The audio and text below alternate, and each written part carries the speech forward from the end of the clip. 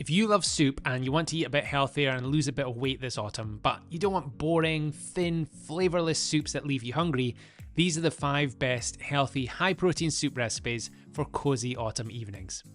We're kicking things off with an absolute banger. This is a high-protein Turkish lentil soup. It is a total plate of sunshine, and I got the inspiration for this when I was on holiday in Turkey, and I just had to make it when I got home. Once you've done your prep, the first things that we're going to fry are just some veggies. For this, I'm using carrot and onion. We're just going to cook that in some olive oil on a medium to high heat until they soften, so about 5 minutes or so. And then once that's ready, we're going to add in garlic. I'm using the pureed kind from a jar. You could chop it up, it's totally up to you.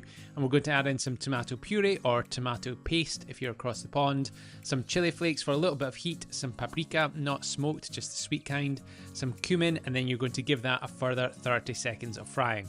For stock, I generally favour using chicken stock. I just think it's got more flavour. But if you prefer to use a vegetarian stock, that is absolutely fine. For the lentils, you don't need to soak them overnight. You just need to rinse them before adding them into the soup. Just give them a thorough rinse in cold water, then just pop them straight in. Season with salt. Remember, you can add, but you can't remove, so don't over season. You can always season it more at the end if you need it. Plenty of black pepper, and then we're just going to stir all of that, pop the lid on it, and give it about 40 minutes on a low simmer until all the lentils have broken down.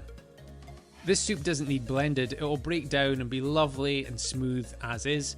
So for garnishing, I like to use a little bit of chili oil and some red chili flakes. You could also use some parsley, but I mean, if you compare just having a yellow soup like this versus adding a little bit of red colour on top, it just makes it look way more appealing. It doesn't take much effort, and they always say you take your first bite with your eyes. So make sure you give it a little garnish before you serve it.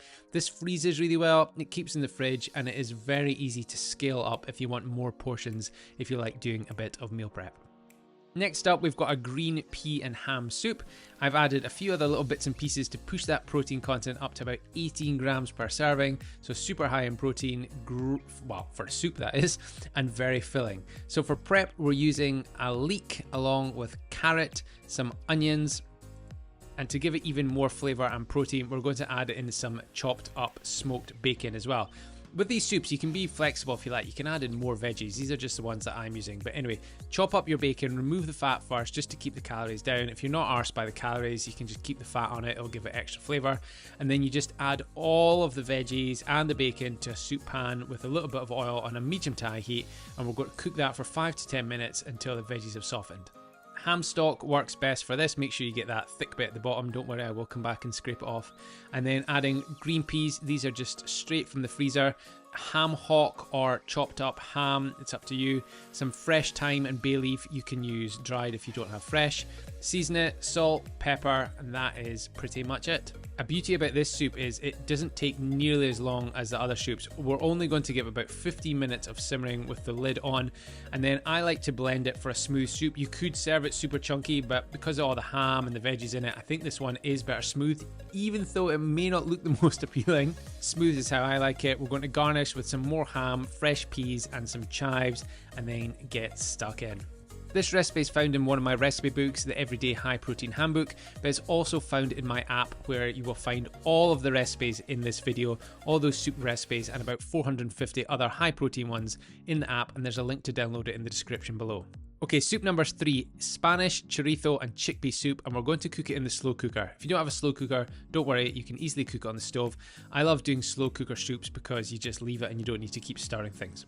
So for our prep, we're going to chop up some white potato, carrots, we're going to use a red pepper, or you could use any colour, whatever you've got in the fridge. We're going to chop all of that up nice and fine, and then for the huge flavour bomb, sorry, I've got to mention the onions, huge flavour bomb, we're adding in that chorizo. So slice it up, and we're using 150 grams of that, and then we're going to get our pan on the heat. You don't need to add any oil because we're going to start the heat on a low temperature and bring it up.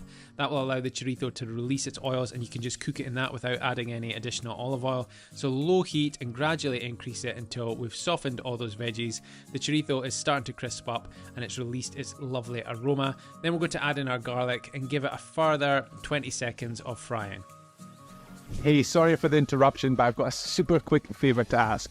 If you could either click like, drop a comment below and let me know what you think of this recipe, or subscribe, I would really appreciate it. It has got absolutely nothing to do with my ego. It just means that if you interact with this video in some way, YouTube is more likely to show it to others so that more people will get a chance to cook my recipes. Thanks in advance. Now back to the recipe. Once that's ready, we're going to add it all to slow cooker. If you are just cooking this in a soup pan, then obviously you're just going to keep it in the pan. We're going to add in those remaining veggies along with some of our stock. I'm using chicken stock. I think it's got more flavour than vegetable, but you could use beef or vegetable. It's totally up to you.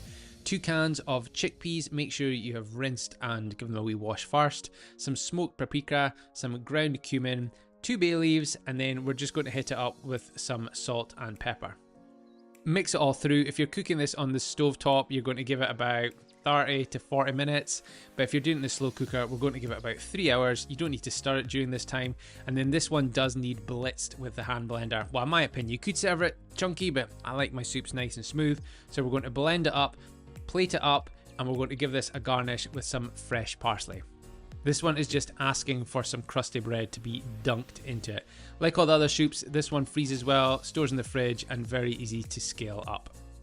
Okay, soup recipe number 4. This is a Sri Lankan curried coconut lentil soup. Absolutely delicious. It's spicy, it's smooth, and I think you're going to love it. This one does require a tiny bit of extra prep, and that is to make the key ingredient, which is a Sri Lankan curry powder. It's really easy to do. You're just going to toast some of the whole spices in a wok or frying pan just for a couple of minutes until it starts to smoke. You don't want to burn them. Remove from the heat, let them cool down, and then just pop them in a spice grinder or blender, and you will get this absolutely delicious Sri Lankan curry powder. You could use generic supermarket curry powder, but it's not going to taste anything like this. The toasting just gives it such a deep, warm flavour, and it's absolutely stunning. When it comes to making the soup itself, we're just going to fry some onion and carrot in some oil. I'm using coconut oil for this. I think it works best.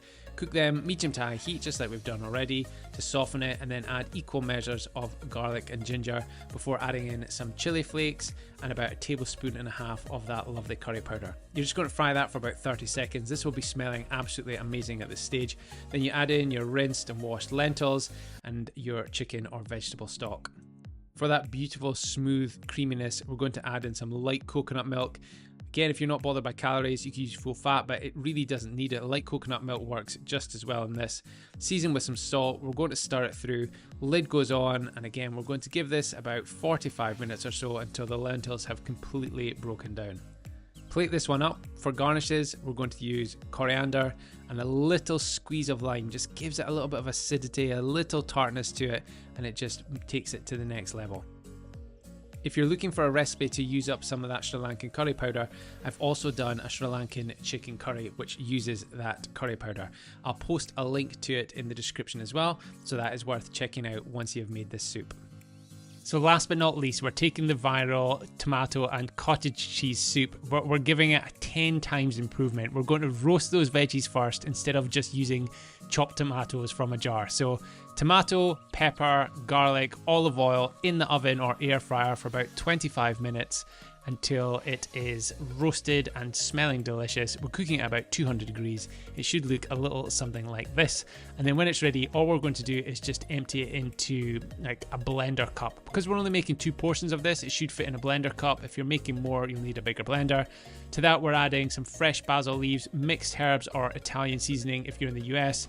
Cottage cheese. Now, I don't particularly like cottage cheese, but this, you can't really taste it in the soup. It just gives it a yummy creaminess and obviously a huge amount of protein for a soup. Other bits and pieces, some chicken stock, and then we're just going to pop the lid on it and blitz it until it is nice and smooth. Once it's smooth, just tip it into a saucepan and gently warm it. Don't let it splatter everywhere. And once it is warmed up, you're just going to plate it up. And then for garnishes, I like to use some red chili pepper flakes along with some sliced up basil on top. Sometimes a little bit of chili oil as well if I want a little bit of heat. Anyway, thank you so much for watching this video. I hope you enjoy the recipes. Like I said before, make sure to subscribe. And if you want all the recipes, you can find them in the recipes app. There's a link in the description below. See ya!